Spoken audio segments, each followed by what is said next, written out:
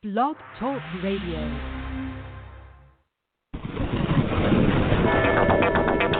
Hello, and welcome to another episode of Undiscovered Beasts and Strange Phenomena.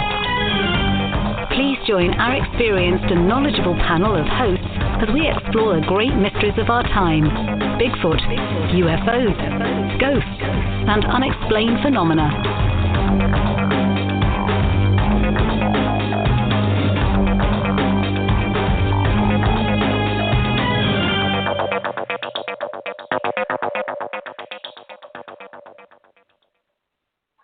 Hello, good evening everyone and welcome. Tonight, Mike and I are joined by Julia and Philip Siracusa, a very fascinating couple. They're going to be shortly on a reality TV show, which we're going to talk about later on. And they're the authors of two books, The Horsefly Chronicles, and individually, they've both had extraordinary lives, I think it's fair to say. I'm really looking forward to talking to them. I'm sure Mike is too. Julia and Philip, welcome and thank you for being on our show. Oh, thank you so much. Thank you so much for having us on. Oh, it's an absolute pleasure. So I want to understand, before we talk about what you do together as a couple, I want to understand a little bit about your lives, because I think they're interesting and I think our listeners will like to understand you as individuals.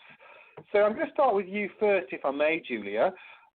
Sure. What I'm interested, yeah, thank you. What I'm interested in is you had some gifts, from what I've been reading about you, when you were very little. You saw a man in your room when you were just 5 years old. Tell us a little bit about what happened. Sure. Okay. Well, when I was 2 years old, my parents, I grew up in Staten Island, New York, and my parents bought a house and in Staten Island, and it was haunted. The man that actually lived there prior to them buying the house died in my parents' bedroom, and he was not a nice man. So you know what they say: if you're not a nice man in life, most likely you won't be a nice man in death. And he was. I started to see him when I was about 5 years old. I saw like a shadow of a man. He had a hat on. I was young. I was confused. I was afraid to tell anybody about him.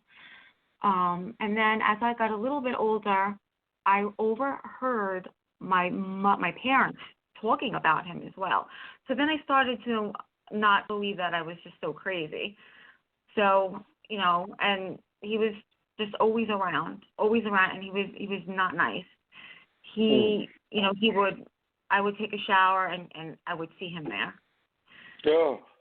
I would see him in my bedroom at night, and the only peace I ever had was actually in school. I felt peace at school. So I was actually, at that age, I looked forward to going to school. So when I was around 12 years old, I had a dream. My grandfather, who had recently passed away, came to me in my dream, and he told me, that man's never going to bother you again. And he never did.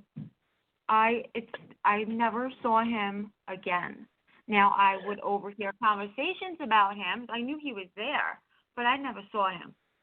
So I was then, at that moment on, I was completely blocked from all my gifts up until I was 42 years old. Why were you blocked? Was it your grandfather or something else? I don't know. I believe maybe he shielded me from seeing him. I don't know. I never saw him again. It was very, very strange. But he was still there because my family saw him. So maybe there was some interference. And what happened at 42? Why? What's the significance of that? At that age, it was when we lived in the horse. We bought this house in 2010, and the first 3 years were fine, and then 3 years in, we started having a lot of weird things happening here. We started having events here.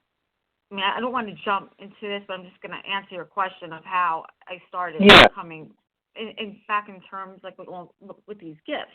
We started having events, and I started to talk to like all these people in the field.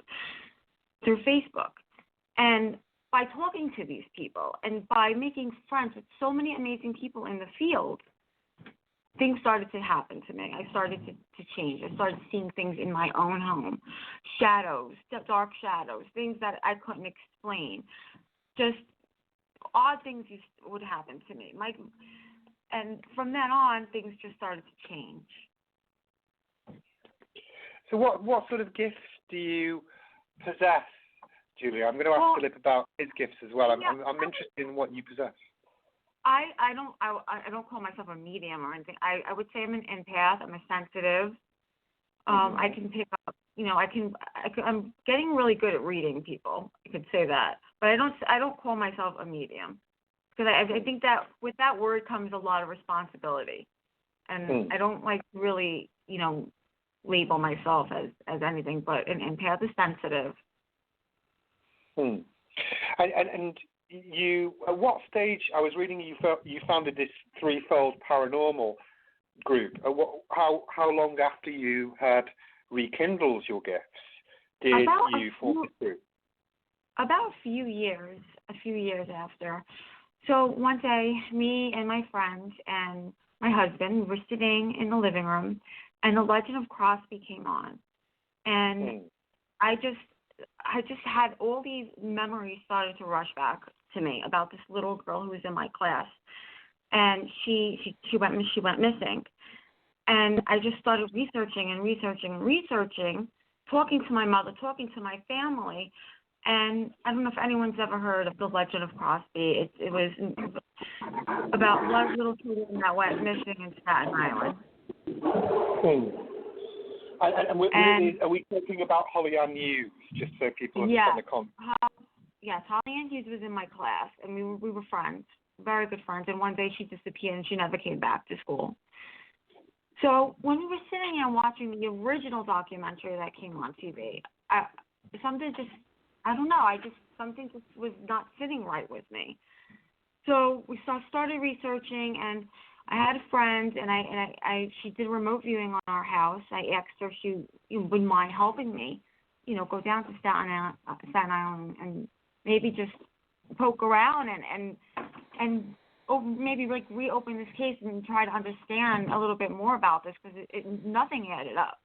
So I kind of formed a team. We went down there and we investigated this case, and it's very bizarre. It's a very bizarre case. I heard there was something to do with a satanic cult. I mean, I don't know much about Satanism. Is that correct? Is that your view on it? That was a rumor. That was definitely something that has been said. Could it have been involved in these children's disappearances? Yes, but we don't know for sure. So when I'm just trying to understand your particular gift or that of threefold paranormal because it's a genuine interest to me. Could you see images of the child on the other side, or could any of them track her down? What sort of conclusions did you come to? Well, we came to the conclusion that the man that was sitting in jail for the two of the girls' disappearance with this case, the evidence just didn't fit. Nothing seemed to be adding up, and we were just really, really confused. And we wanted to use our tool. It wasn't just me. The three of us wanted to use our tools to see if we could, find out maybe what really did happen to Holly Ann Hughes. And all the other children too. So is there still open ends to this, or does it frustrate you? How do you feel about it now, Julia? It's very frustrating. We did go down there, and we do believe that we know where she is located. Unfortunately, we don't believe that anyone's ever going to find her. And why do you think that?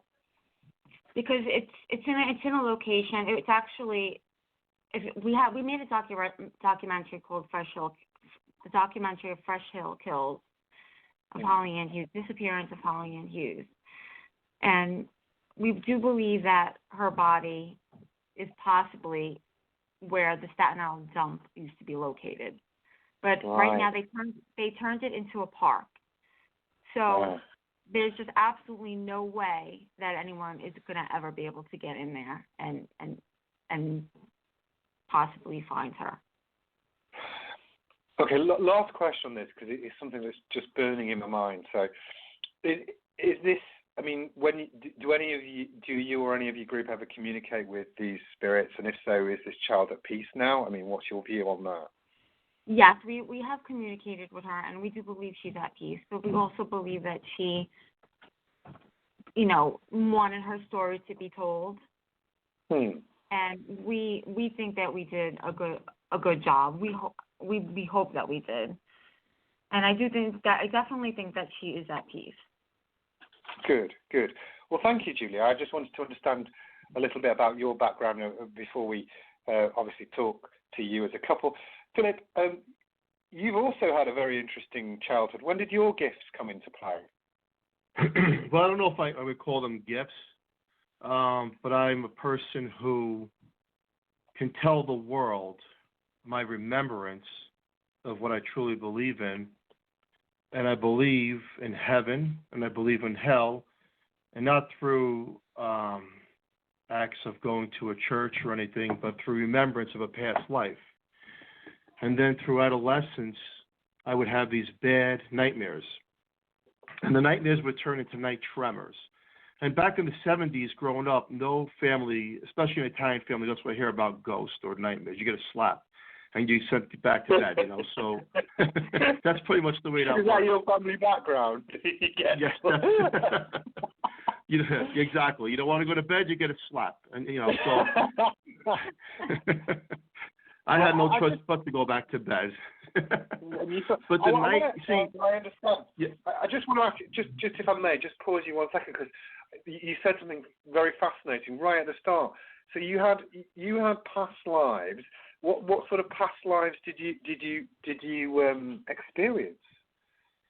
Okay, so yes, reincarnation is real, and no, not everybody's going to believe, understand, and have an experience, but it doesn't mean that they were not themselves reincarnated.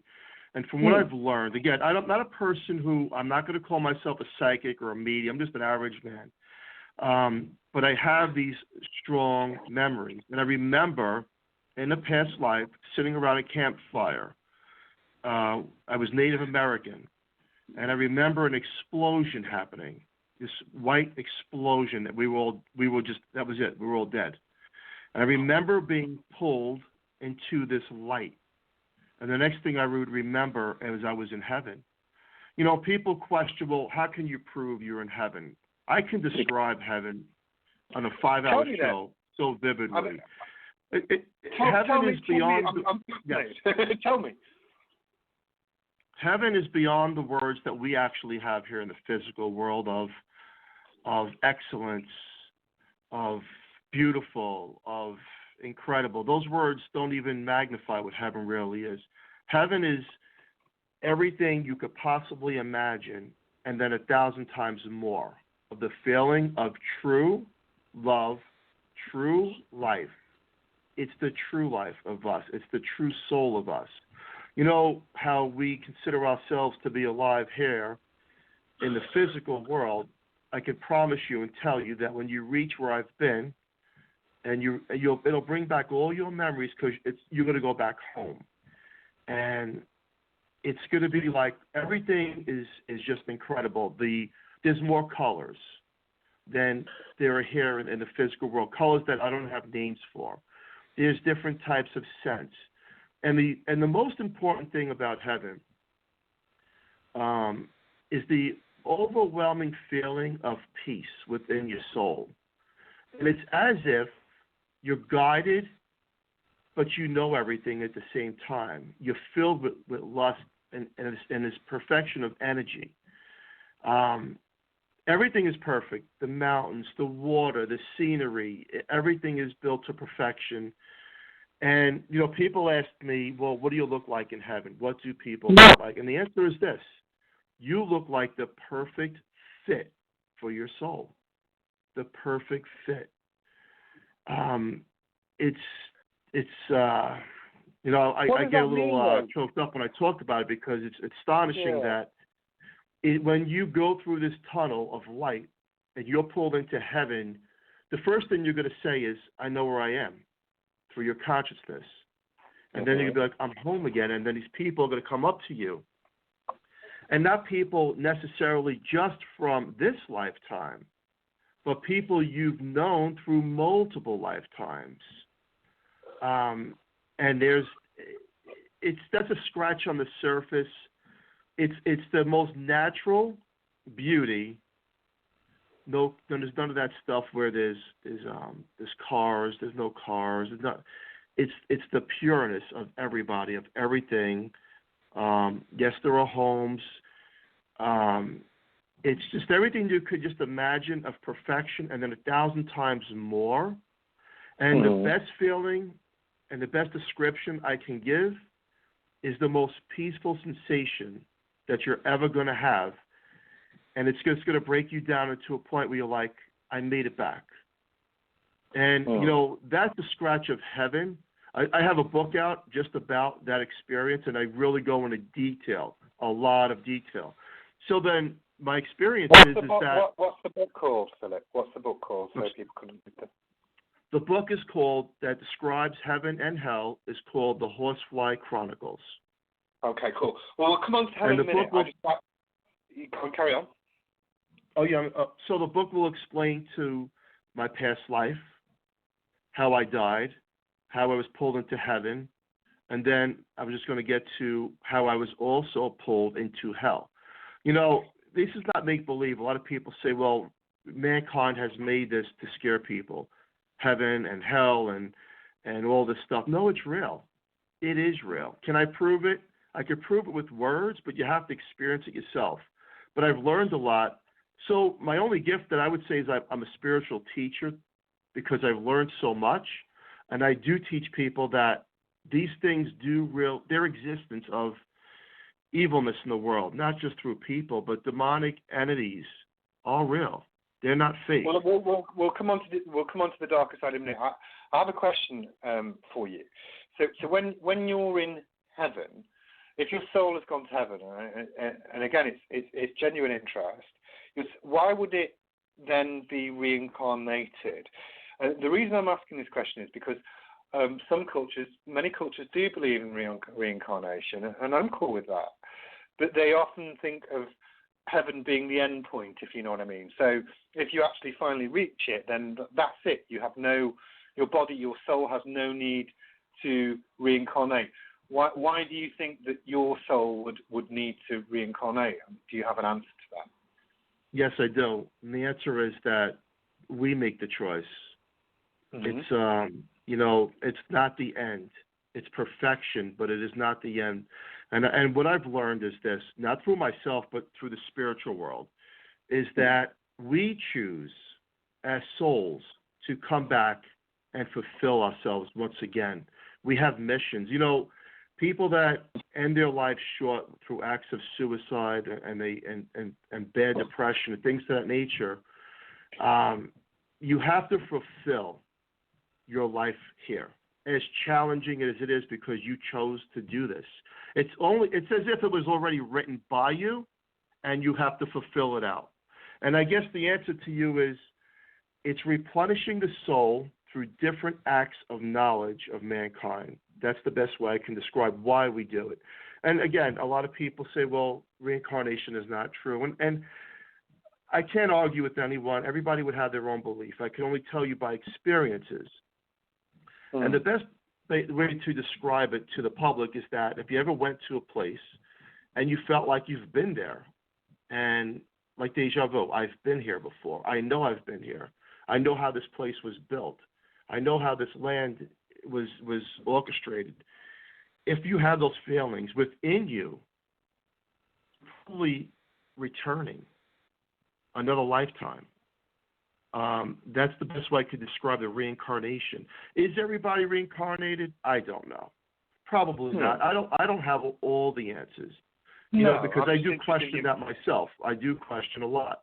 But I only could talk by experience of what I've been through. Yeah, no, that's fine. I'm interested. I only want to focus on your experiences. So, I mean, we're only doing a snapshot of things, but I just want to try and get an understanding of what you've experienced. So tell us about what happened to you when you had to go to hell. This is the last thing that I remember in heaven. First, I want to just say that one thing about heaven is that there are fields, there are gardens that when you do get there, it's overwhelming, just overwhelming. The immensity and the mass of you feel everything. You see how you look at a flower and you hold it, and you smell it. Everything is mostly telepathy. You can feel the impressions of everything around you, of nature. You don't have to walk up to it. You feel everything. You're part of everything. That's the best way I could describe it. Now, I remember being with an angelic being in heaven. I was circled alongside of her by something dark, this dark shadow. And she goes to me, "You have to go, but I will come back for you." And then in a flash, a blink of an eye, I was pulled into complete darkness, hatred, pain. And I lost all that love, all that peace. I took in all the hatred, all the torment, all the anger, everything you could possibly imagine that is pure misery. And I opened my eyes and I was in hell. And people ask me, well, does hell really exist? It does. It's not here in the physical world. It's not the core of the earth. These are different dimensions I'm talking of. Is it the way it's described, the fiery pit and the lake of fire? It's very, very similar, my experience, but it's like hell looks like the inside of a volcano with over 100 different levels, and a short example of it. Each level has cubbies. Cubbies are where we're put and tortured, and the king, the actual entities that look like demons play off our fears. You see, Satan knows our fears. So it's not necessarily going to be demons with horns. It could be whatever your fears are because he knows everything about us. And the fears will shed upon us through the mental vision of what we see and how we are tormented. There's no time in heaven or hell. Time does not cease to exist.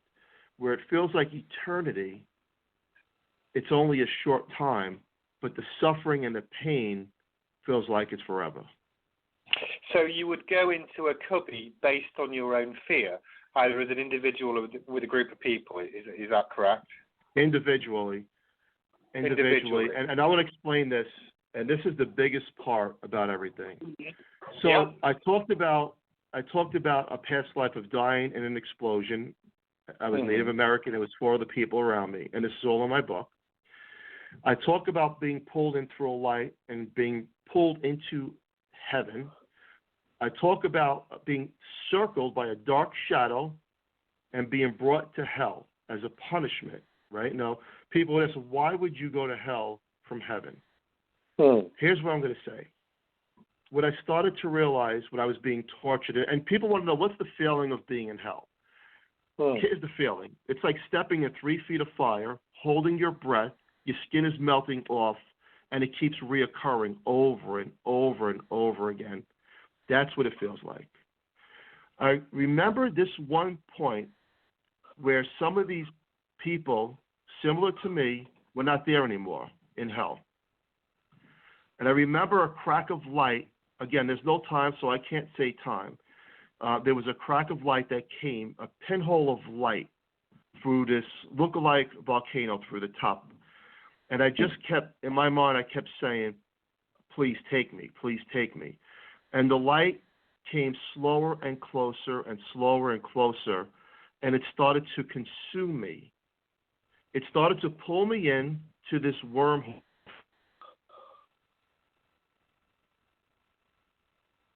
through love. September 16th, 1967, in Staten Island University Hospital, I opened my eyes and I was born here in the physical world. A question for you, because there's many questions for you, but we've only got an hour-long show. So the thing that's really, again, in my mind when I listen to that is who determines whether you go to heaven or hell? How do you feel you are put in a particular place, Philip? That is a very good question. You know, I believe that the way it was described to me of how we're determined where we're going to go is like this. Each lifetime we are given is like a full glass of water. Every bad thing you do, every karmic bad thing you do comes back and it slowly empties the glass. Every negative entity that comes around you and you do bad things, you fulfill whatever they want, it empties that glass. Every act of hatred, of pain, of tormenting others empties that glass. If by the time of choice that your life is done, whether it's through an act of suicide, an accident, a sickness, if that glass is empty, you're going to hell. If that glass is still almost full, you're going to heaven. That's the way they explained it to me, how it all works, in a snapshot of it. Yeah, it's complicated. But I suppose you can break. I mean, the good news is, I guess, if there is good news about the hell thing, is you can break out of it because you can be reincarnated, presumably, somehow, by something. Yes, and what I've also learned is this. And again, I'm not here to challenge anybody's thoughts on it because everybody has their own opinion. But I will say that we never had a beginning, and we will never have an end, because energy was never created nor destroyed. We've always been. And it's our conscience that makes us who we are in physical form and makes the solid around us. And this is not something I was told by the other side. Thank you for that. I wanted to ask a sort of question that links in with this, because I didn't really understand the statement that was made. So I wanted to see if you could help me with it. One of the things I was reading about you, it says that Phil was born with a spiritual attachment through an open portal. What does that mean to you? That means that negative entities, when I was being pulled through that light and I was taking back that love out of hell, I couldn't see them, but I could feel the presence behind me. So I would consider them to be demons. Can you see them? Can you see them when you can't see them? No. Can you see any spirits at all when you think? I mean, I'm only trying to understand what you can see and do. So, I'm interested. From an intellectual point of view, I'm interested. Yes. So through the physical eyes, if people ask me, can you see a demon? No. Can you see a spirit? I see through the mind's eye. Sometimes I will see a spirit, or the outline of a spirit. But what I will see is the shadows, the dark shadows that form out of nowhere. And usually when that happens, especially through paranormal investigations, all the equipment starts to act up. So it's as if, when I talk about these open portals, these tunnels, they can pop out anywhere pretty much. I don't know how that works, but I do know that it's real. And somehow it's like a thin veil where it's like there's a curtain. The other side is so far, but yet so close. And that curtain is very, very thin. And they're able to go back and forth. And it's done, again, it's done through a portal of energy. That's the best way I could describe it. So I really don't see them with the physical, but with the mind's eye. You sense them. Yes. I had one more question for you before, I ask you a couple of questions as a couple, because I was intellectually curious about your background. Something I read about you, I just wanted to ask you about, was the mafia asked for help from the other side from you. Can you tell us a little bit about what that meant, that statement meant? Yes. So at the age of 22 years old, I'm from Staten Island, New York. So a quarter of Staten Island back in the 60s, 70s, 80s was mafia. It was Brooklyn, pretty much the whole New York, but Staten Island was the bulk, I would say. And I worked at a bar, and as a bouncer.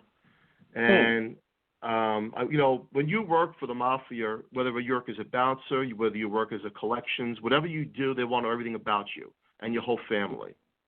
And if you lie, then you get punished. I mean, that's the way it comes down. So they learned. I told them about my experiences, and I did have occurrences with a Ouija board back at a younger age. They found it interesting. But what they found more interesting was that one of the associates had killed an FBI officer in Staten Island, and they wanted to find him.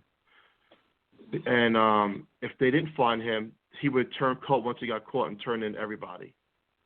So they went to me, and they asked me if I could help them. And I said, there's no guarantee on this.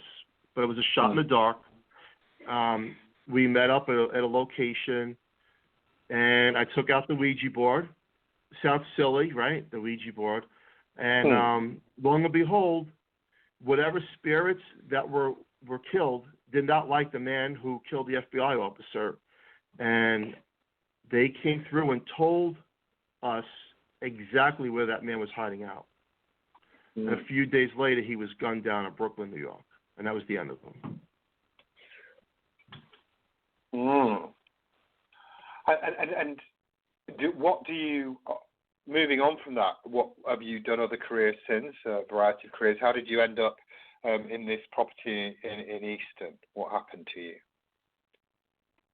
And I'm sorry, I didn't hear you because you were breaking up. What's your career now? Yeah, it's a bit of a crackle there. How did you end up in, what have you done a variety of other jobs? How did you end up in your property in Easton? Yeah, I mean, that was a young age, and then I started to slowly get into the fitness world. I opened up gyms, tanning salons in New York and New Jersey.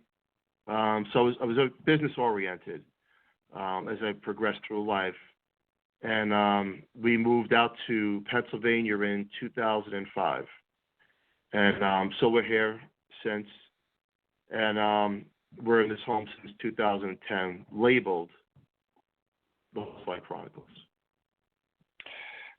So, Julia, if I may, I'm going to bring you back. So feel free to answer any questions when it suits you. Tell us about this horsefly property. What appealed to you about it, and why did you decide to go investigating it? So to either of you, that question. Well, yeah, I'll just break it in. It's our home. We first bought an old Victorian home in Pennsylvania in 2005. We lived there for a few years. The area started to turn really bad, so we decided to go rent a house in another part of Pennsylvania. We rented this huge home, but then a year later we wanted to buy. So we were looking around, and we found this home on the real estate site, and it was under contract. So we couldn't get it. Just looking through the pictures, it's a beautiful home and in a state neighborhood. A month later, my wife called me. I was at work in New Jersey, and she goes, guess what? That house is out of contract. Let's go look at it. And, yeah, it's funny how that works. And then, lo and behold, we met up with the real estate agent to come look at this home. And I got to say this. In some of these hauntings, the house chooses you. You don't choose the house. I mean, that's the way I could say it. Again, it's a beautiful home, beautiful neighborhood, but I'm going to tell the world that looks can be deceiving. Just because it ain't an old 500-year-old house doesn't mean anything. New construction sometimes can be the most haunted location on the face of this earth. So that's how how we got this home. Yeah, very cool. I want to talk about this home, but just so I understand, I would think that older houses may well have more spirits, and most people would think that. But obviously, you said new constructions can be haunted. That's unusual. Why do you think that's in it? It's not the wood, it's not the plywood, it's not the foundation of concrete. Let's just put that out there. It's the land. Okay. It's the land is tainted. And what I mean by that is that whatever happened on land, whether it was through Indian battle, which is very popular in the Northeast, murders, suicides, and there's something built over it, you pretty much got yourself either a poltergeist or you have friends from the other side. A lot of them. Yeah. A lot of them. I mean, we laugh, but we cry. We laugh, but it's scary at the same point. Sometimes you have to be a little bit funny because if you're not, you might, go insane. Yeah. It's been a really, really hard 10 years. I mean, when we moved into this house, I just had my fourth baby. He was 2 weeks old, and I felt so much more healthier and alert and full of energy back then, after just having a baby, than I do now, living here for almost 10 years. It's very, very draining. Yeah, and I want to tell this. We tell it the way it is, because one thing I don't like is people doing fake paranormal. I'm not into that stuff. We're a family that we live it. We're going to give you what we know. Is everything real? I can't prove that. I'm not going to tell you everything's real, but my walls don't bleed. I don't buy into that stuff. My pictures don't fly across the room and break. No. Does it happen in other cases? Maybe. But what does most likely happen in a real haunted home is you're going to see shadows, and you're going to feel drained a lot. You're going to feel tired and weak. You're angry. And you're going to feel angry, and then your thoughts change slowly towards more aggression than happiness. That's what really happens in a haunted location. Well, especially this house has its way of it's mind manipulation. Yes. It's yes. It's bad. Yeah. People ask me all the time. Well, what's the difference between a ghost and a demon? Look, to be quite frank with you, I thought we were half nuts believing in any of this stuff. But coming from where I remember and living in this home, it just kind of brings back all the memories. Exactly. And the difference between the both is that a regular spirit, you're going to feel their presence, but it's not going to feel like it's going to drain you like you're sticking your finger in a socket. And you're going to feel hatred and you want to just beat everybody up around you. That's what negative entities do. And I think this is a lot of the reason of why I became so, I want to say unblocked. I don't really know how else to put it. Because this house, moving into this house just brought back memories from, for growing up as a kid and opened me up to things that I wish I wasn't open, as open as I am right now. It could be a blessing, but then it could be a curse as well. You learn a lot by living in a home like this. And, I'm going to say this. I took a lot of heat. I wrote a book. I was on the first radio show. I got bashed. People didn't believe me. You're fake. You're this, you're that. And I said, you know what? Don't believe us. Come here. I said to my wife, you know what? I don't want anybody to believe what I'm saying. How's about we do this? Let's contact paranormal teams, and let's see what they say. And then we'll prove to the world that hauntings do exist. And year to date, there's been over 50 paranormal teams, psychics, mediums, remote viewers, priests, Wiccan, shaman, reverend, deacon. We have done it all. People have asked us throughout the years, try to remove it. You know what? I'm going to say this. When people think they can remove things, some cases where the spirit wants to go, okay, it'll work. But when land is tainted, whether it's this home, The Conjuring, Amityville, there's locations around the world that once it's theirs, and no matter what you try to do, they're not leaving. And then some people say, well, if a second or third family moves in, why are they not affected? Because these entities don't care to affect them. We're not meant to understand every single thing. We're not. Entities do not have a consciousness like we do. They don't care. Another family can move into this home and nothing happens. And then the other, like we are the perfect storm family where everything happens. Because, like you said before, the house has its way of choosing you. Yes. Because we are a family with multiple gifts. The children are all gifted, all four of them. and it pulls you in, and it kind of knows, it knows what family. It knows what family, and it knows that, hey, I can communicate with you. Exactly. And I will say this, that one of the secrets of darkness, I want the world to listen to this. One of the biggest secrets of darkness is they want you to let everybody know. And it sounds kind of crazy, but it's deception. Why? Why? Because they feed off of the energy of other people, and they get stronger off their fears. So there's a question I have for you when I listen to this, and I want to explore a couple of the entities might live there, because I'm interested in that. But Julia, obviously you're a mother with 4 children, and people might say to you, and it's a fair question, you must have thought about this as a mother, why carry on living there? What would you say to that? Why carry on living here, Lisa? Well, it's we've talked about moving for years. I mean, this has been something that's been tossed around, back and forth, and it's not always easy to move. We've invested a lot of money into this house. Yes. Okay, and a lot of people say, well, it's money or your health, and it's like that battle. It's a mental battle when you go through. Does it make sense? It's not always easy just to pick up and move. Yeah, it's in our minds every single day. I got to be honest with you. It's been in our minds for quite a few years, and we're almost there. We're almost there to pull the plug. But if I move, we're going to have to move far away from here, because I believe that we can't be close to this house. And then and then as the other side is, are some of these things going to follow? Because they know that they can communicate with us and torment us in their own way. That's a whole nother topic that we don't even know about yet. And we've learned that. I don't want to. Yeah. I don't want to talk about your children too much. They're not here, but I just want to ask this one question, and feel free to answer or not, because it's your business. Do any of your children have gifts like you two in some way? Yes, all of them. All of them have gifts. But I'm not going to say that.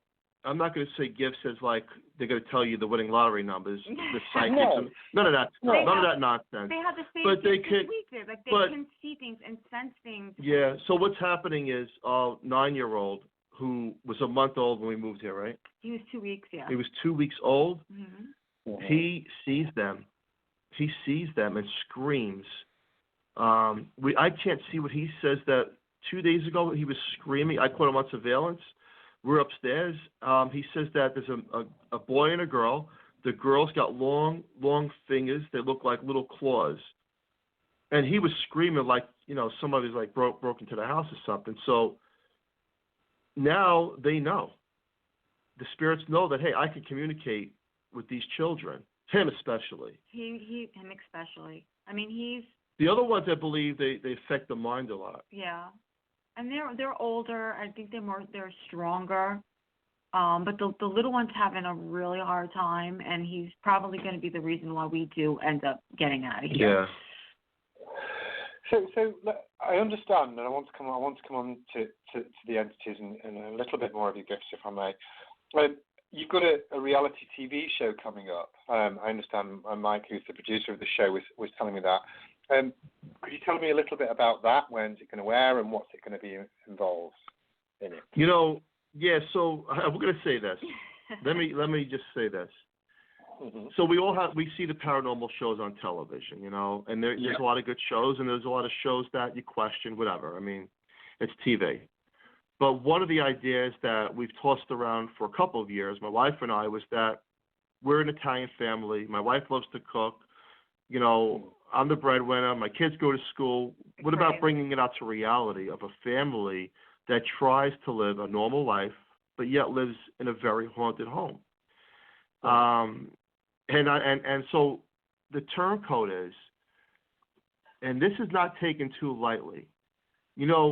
I want the world to know this as well. Demonic entities do exist. Most of the time, you're not going to see anything, and that's a good thing.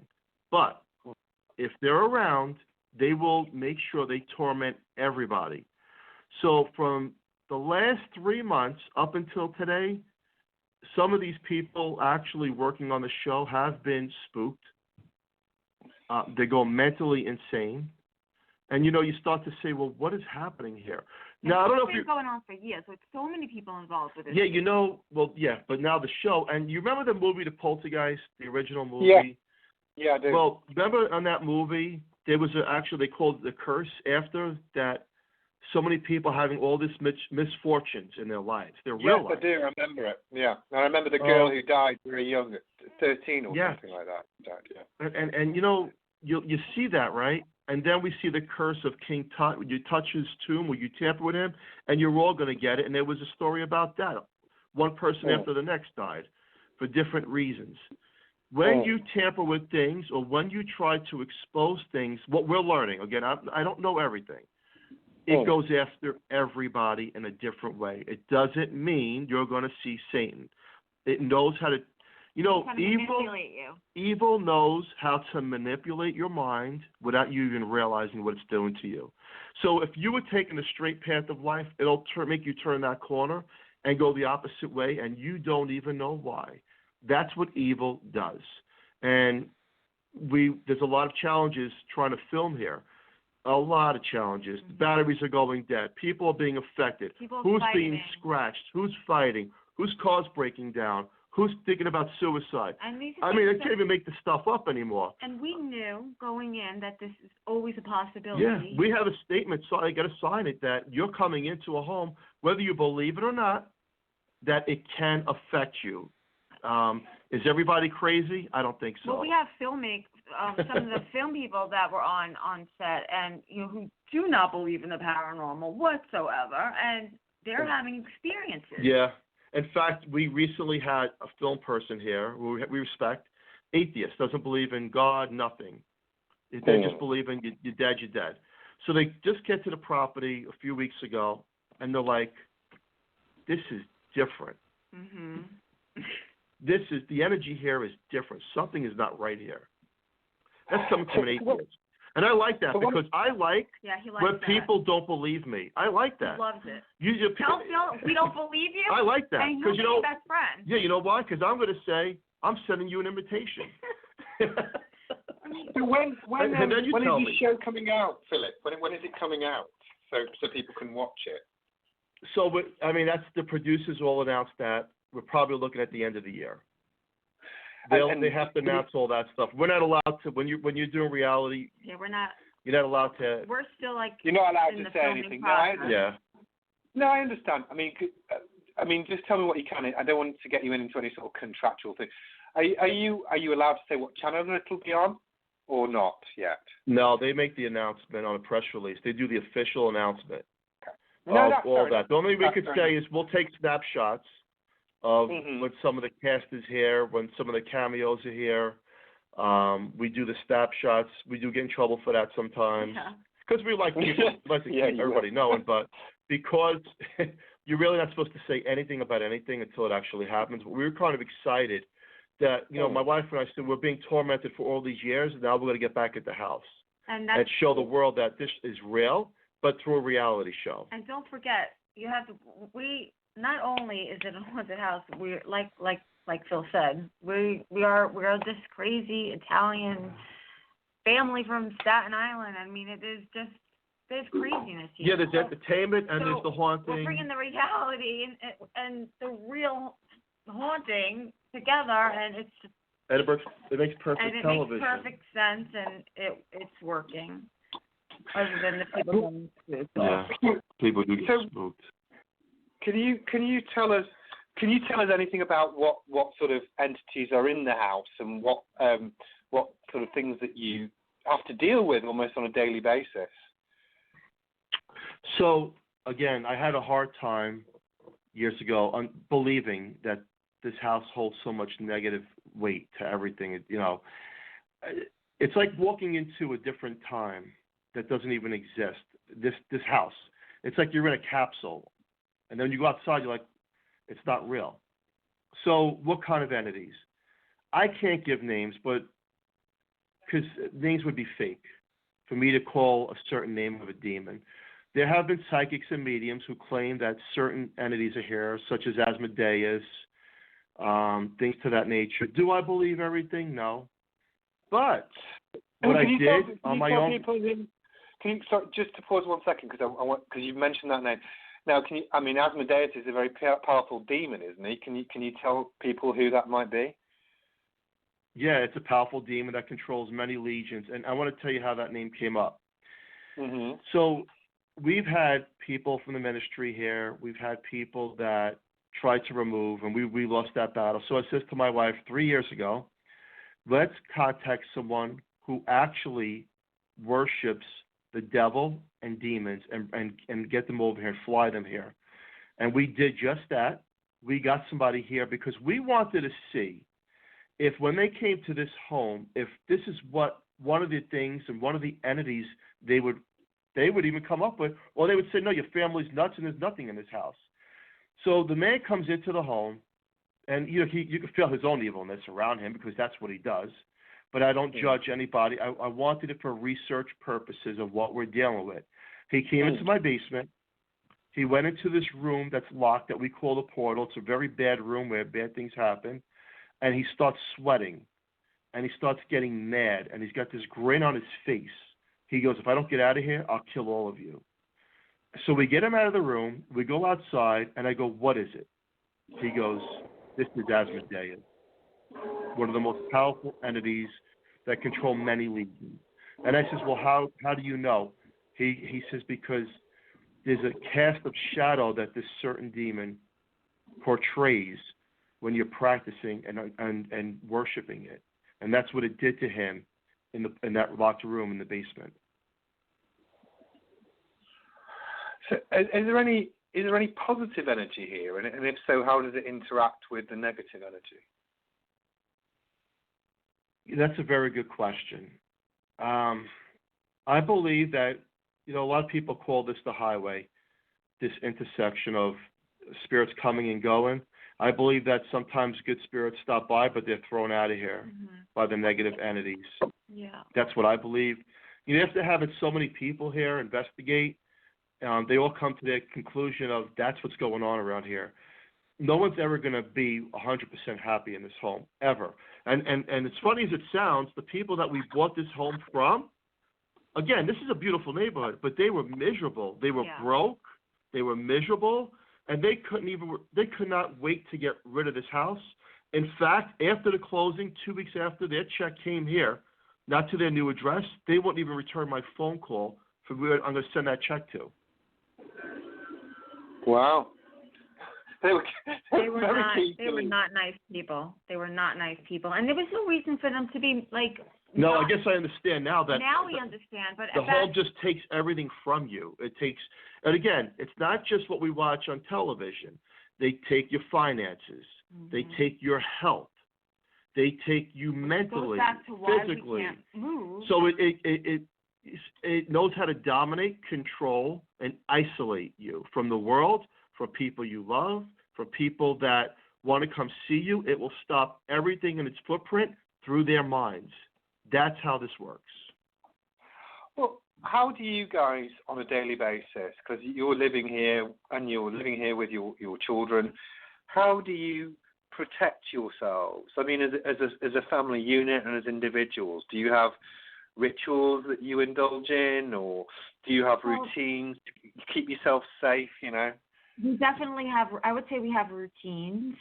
You have to also understand that we are a very strong family, and this type of house, if you're not strong, you're never going to make it. And, I think our routine is to, like, a lot of times when you see the kids fighting, I have four boys. So I have to try to figure out, like, are they being boys, or is there something else going on? Because some of these fights that break out are crazy. They're just not normal. And I have to just, and then I get mad. So I have to take them outside, or take one outside, and just get them out of the house. And this has always been our routine, and not just for our kids, for everyone. Out of the house, walk on the grass, calm down, think, breathe, meditate, do whatever you need to do to calm yourself down. And, me, Phil and I are very, very good like that. And, we do have moments where, we're arguing and we're getting stressed out. And, there's always going to have to be someone that is going to have to walk away, step away. And it's been, I'm not going to say it's been a challenge. Yeah, like if this is the kind of home where if you have a drug addiction, an alcohol addiction, you're never going to make it. You will commit murder and you will kill and you probably kill yourself. Thank God we don't have. I was always into the health and fitness. So was my family. So, but what it knows how to do is it knows how to play with the mind in different ways. We'll fight over nothing, over absolute the most stupidest thing, and then you leave the house like, what are we fighting about? And that's how the negative entities get stronger. And after you start to fight and scream, then the dark shadows come. Once the dark shadows come, things get drained, lights start to flicker. They're getting stronger, you're getting weaker, they're winning, you're losing. That's what happens in the big scope of things. So you really need to be passive, mentally strong, and understand that you're not going to see the devil for what he really is. It's deception. But you also have to keep in mind how to play the cards. That if you're going to come at me and acts of violence where I'm going to show aggression towards people and family, I'm going to actually turn the switch off and walk away. That's how you survive a home like this. We do not and cannot walk around with crosses, say prayers to that nature, because then what actually happens is everybody's fighting within a couple of minutes. We've tried all those routes. Sage is a war zone. We like sage in this house, and everybody's fighting at each other's throats. And I love sage. I love it. It makes me feel good, and it smells good, and I just love it. And every time I burn white sage, it's bad. It's bad. It brings bad negative.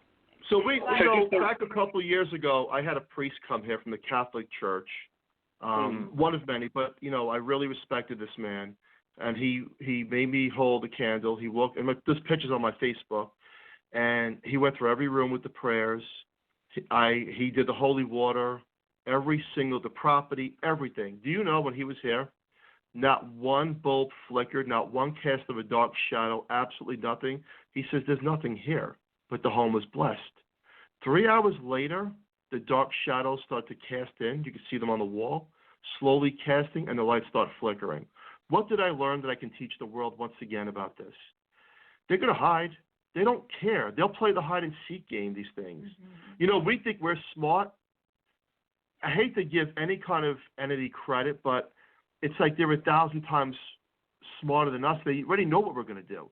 They already know who's going to come here, so they know how to play the game. Last question for you guys, because we're pretty much out of time. How do you take one of the things that I'm really interested in, how do you take a break from this? What do you do to chill out, you guys? Because it feels like it's a constant war every day in your house, Yes, it is a war. Go to the gym. Do your hobbies. There's more time out of the house. It's funny because when you leave the house, you feel good. Once you walk on this property, it's like, I'm drained, I'm tired, I don't want to do nothing, I'm miserable. So you have to get out. That's what we do. We plan on going out a lot during the day, whether it's going out to eat, whatever it is, we just get out of here for a little bit. Yeah, you need it. The kids are older. We have a 9-year-old who's the littlest, and he's the one that's home with us, most of the time. But the kids are a little bit older. They have friends. We try to push them out. I hate to say that, but we try to, get them out as much as we can. So they're not always home. They're teenagers. They're. Yeah, and I want to say this. I think this is important for the listener. How to deal with negative entities, whatever you want to label it as, entity, demon, bad spirit, bad goat, whatever you want to label it as. Here's one of the best methods to deal with this. It sounds stupid and simple, but yet it works. Change the vibration in the home by putting on music that you love and you feel in your soul. Play that kind of music, and I can promise you, your mindset will slowly shift, and they'll push out a little bit. They will. And the more you do that, whether it's meditation music, happy music, love music, whatever it is, music is a therapy that soothes us and yet slowly pushes them out. Not that they don't come right back, but it's a relief. That's what works. There's a lot, and we do that a lot. That's another, definitely, we do that a lot. That's cool. So what are you going to play tonight then? What music? Last question. What are you going to play tonight? Chill you out, eh? Tonight's going to be 80s music. What 80s music? Tonight's going to be Chariots of Fire. I'm going to picture myself running down the street, Nice. holding a lamp and getting rid of all the bad spirits. What about Rocky? Eye of the Tiger. I can see you like that. Oh, Phil. yeah. Actually, I had that on the other day when I was doing the treadmill. Yeah, I do play that a lot. Yeah, I bet.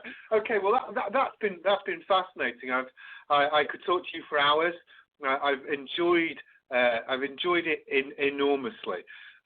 Thank you so much, Julia and Philip. Thank you. Thanks for having us on. It's been my absolute pleasure.